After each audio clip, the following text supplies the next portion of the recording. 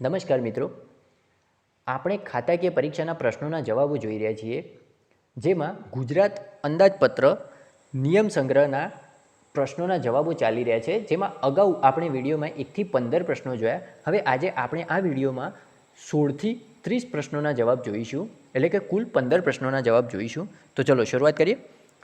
16મો પ્રશ્ન, અંદાજપત્રમાં જોગવાઈ કરવામાં આવી ન હોય અને તાકીદે અણધાર્યું ખર્ચ ઊભું કરવાની જરૂરિયાત ઊભું થાય તો શું કરવું જોઈએ? તો આકસ્મિક ફંડમાંથી પેશગી ઉપાડવી જોઈએ. પેશગી એટલે કે એક પ્રકારની લોન જેવું હોય છે. અને હવે આ 16મો પ્રશ્ન તમે સમજો કે અંદાજપત્રમાં આકસ્મિક ફંડમાં અંદાજપત્રમાં જોગવાઈ કરવામાં આવી હોતી નથી, પહેલો ભાગ.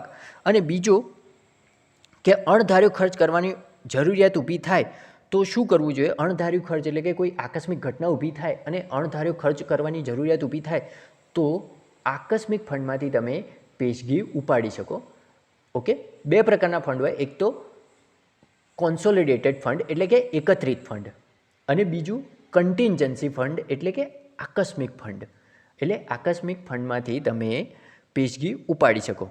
તો આકસ્મિક ફંડમાં કઈ કઈ વસ્તુઓ હોય તો આ 16મા પ્રશ્નમાં તમને ખ્યાલ આવી જશે કે પહેલું, એક તો અંદાજપત્રમાં જોગવાઈ કરવામાં આવી ન હોય, અને બીજું અણધાર્યો ખર્ચ, કોઈ આકસ્મિક ઘટના સમય દરમિયાન કોઈ એકદમ ખર્ચ કરવાની કે કોઈ પૈસાની જરૂર ઊભી થાય એ સમય દરમિયાન કયા ફંડમાંથી તમારે પેશગી ઉપાડવી જોઈએ? તો આકસ્મિક ફંડમાંથી પેશગી ઉપાડવી જોઈએ.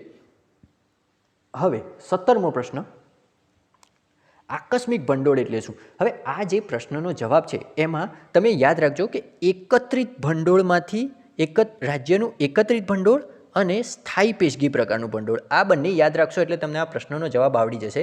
તો રાજ્યના એકત્રિત ભંડોળમાંથી ઊભું કરવામાં આવેલ સ્થાયી પેશગી પ્રકારનું ભંડોળ, કે રાજ્યના એકત્રિત ભંડોળમાંથી ઊભું કરવામાં આવેલ સ્થાયી પેશગી પ્રકારનું ભંડોળ એટલે કે આકસ્મિક ભંડોળ. ઓકે, હવે આગળ 18મો પ્રશ્ન, ભારતના સંવિધાનની કલમ 266 એક અનુસાર કયા ફંડની રચના કરવામાં આવી છે? તો ભારતના સંવિધાનની કલમ 266 અનુસાર એકત્રિત ફંડની રચના કરવામાં આવી છે. હવે આ એકત્રિત ફંડના 3 વિભાગોમાં હિસાબે લેવામાં આવે છે. ઓકે, કયો કયા? તો 3 કયા વિભાગમાં હિસાબ લેવામાં આવે છે? એક તો પહેલું છે મહેસૂલી હિસાબ, બીજું છે મૂડી હિસાબ, અને ત્રીજું છે દેવા હિસાબ. હવે આ દેવા હિસાબમાં પણ શેનો સમાવેશ થશે? તો દેવા હિસાબમાં યાદ રાખજો, અગત્યનું છે, દેવા હિસાબમાં સરકારી દેવું, લોન અને પેશગીઓ અને રાજ્ય વચ્ચેનો હિસાબ. ઓકે, દેવા હિસાબમાં કયું? સરકારી દેવું, લોન, પેશગીઓ અને રાજ્ય વચ્ચેનો હિસાબ એ દેવા હિસાબમાં આવે. અને એકત્રિત ફંડમાં કઈ વસ્તુઓનો સમાવેશ થશે? તો એક તો મહેસૂલી હિસાબ, બીજો મૂડી હિસાબ અને ત્રીજું દેવા હિસાબનો. અને દેવા હિસાબમાં કઈ વસ્તુઓનો? તો એક તો સરકારી દેવું, લોન અને પેશગીઓ અને રાજ્ય વચ્ચેનો હિસાબ.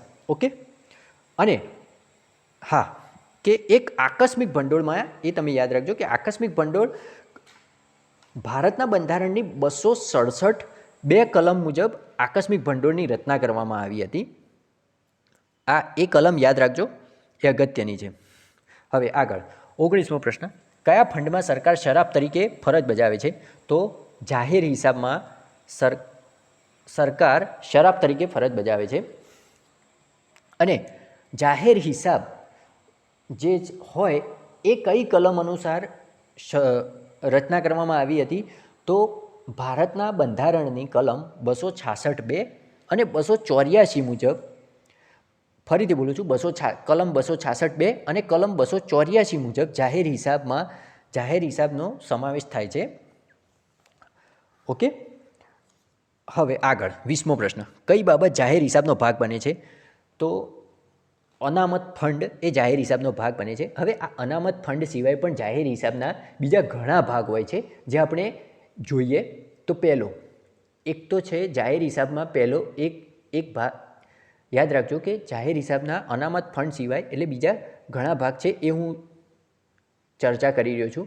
તો પહેલું એક તો પ્રોવિડન્ટ ફંડ, બીજું અનામત ફંડ, આ જે જવાબ છે એ અનામત ફંડ પોતે, ત્રીજું થાપણો અને પેશગીઓ, ચોથું ઉપલક અને પ્રકીર્ણ, પાંચમું ભરણા અને છઠ્ઠું રોકડ સિલક એ જાહેર હિસાબના ભાગ હોય છે. યાદ રાખજો કે એ રીતે પ્રશ્ન આવી શકે કે થાપણો અને પેશગીઓ કયા ફંડ ખાતે નોંધવામાં આવે છે, તો જાહેર હિસાબ. ભરણાની રકમ કયા ફંડ ખાતે નોંધવામાં આવે છે, તો જાહેર હિસાબ. રોકડ સિલકની રકમ કયા ફંડ ખાતે નોંધવામાં આવે છે, તો જાહેર હિસાબ. ઓકે, હવે આગળ 21મો પ્રશ્ન. પ્રોવિડન્ટ ફંડની રકમ કયા ફંડ ખાતે નોંધવામાં આવે છે? જે રીતે આ રીતે આવ્યો 21મો પ્રશ્ન, એ રીતે ઘણા બધા આવી શકે કે અનામત ફંડની રકમ કયા ફંડ ખાતે નોંધવામાં આવે છે, તો જાહેર હિસાબ. એ રીતે જેવી રીતે 21મો પ્રશ્ન છે એ રીતે જુઓ કે 21મો પ્રશ્ન શું કહે છે? પ્રોવિડન્ટ ફંડની રકમ કયા ફંડ ખાતે નોંધવામાં આવે છે, તો જાહેર હિસાબ ફંડ ખાતે નોંધવામાં આવે છે. એવું હોય તો તમે એકવાર બેક કરીને પણ આ સાંભળી લેજો અથવા તો લખી લેજો. હવે આગળનો પ્રશ્ન 22મો પ્રશ્ન કે અંદાજ સમિતિનું મુખ્ય કાર્ય શું હોય છે? તો અંદાજ સમિતિનું મુખ્ય કાર્ય હોય છે કે છેલ્લા વર્ષના અંદાજોની ચકાસણી કરી સરકારને સલાહ આપવાનું કાર્ય. એ સિમ્પલ જ છે, યાદ રાખજો કે છેલ્લા વર્ષના અંદાજોની ચકાસણી કરી સરકારને સલાહ આપવાનું કાર્ય અંદાજ સમિતિ કરે છે. આગળ 23મો પ્રશ્ન, શાનો સમાવેશ આર્થિક સેવાઓમાં થાય છે? તો ઓપ્શન આપ્યા હોય તો એમાં યાદ રાખજો કે ખેતી લખ્યું હોય તો આર્થિક સેવાઓમાં સમાવેશ થાય, પરંતુ બીજા ઘણી બધી બાબતો છે જે આર્થિક સેવાઓમાં સમાવેશ થાય છે.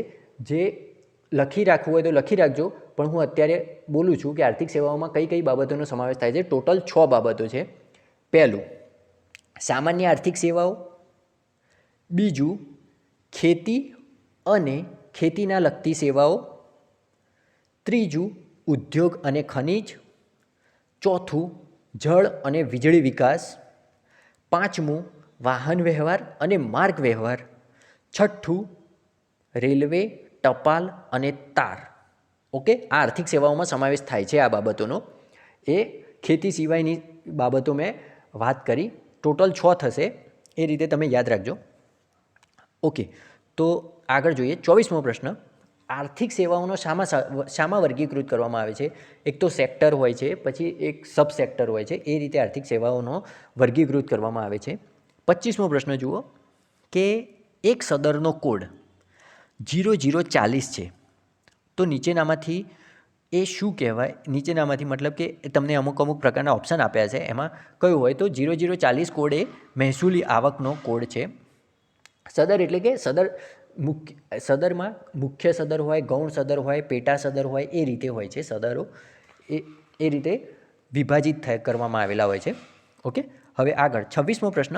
અંદાજપત્રની સેક્ટર સદર અંગેની કઈ પદ્ધતિ અમલમાં છે? તો અંદાજપત્રની સેક્ટર સદરમાં પંચસ્તરીય પદ્ધતિ અમલમાં હોય છે. ઓકે, પંચસ્તરીય પદ્ધતિ યાદ રાખજો. હવે આગળ 27મો પ્રશ્ન. જાહેર હિસાબ સમિતિનું મુખ્ય કાર્ય શું હોય છે? તો જાહેર હિસાબ સમિતિનું પહેલું મુખ્ય કાર્ય કે રાજ્યના વિનિયોગ હિસાબો પર ચર્ચા વિચારણા કરવી.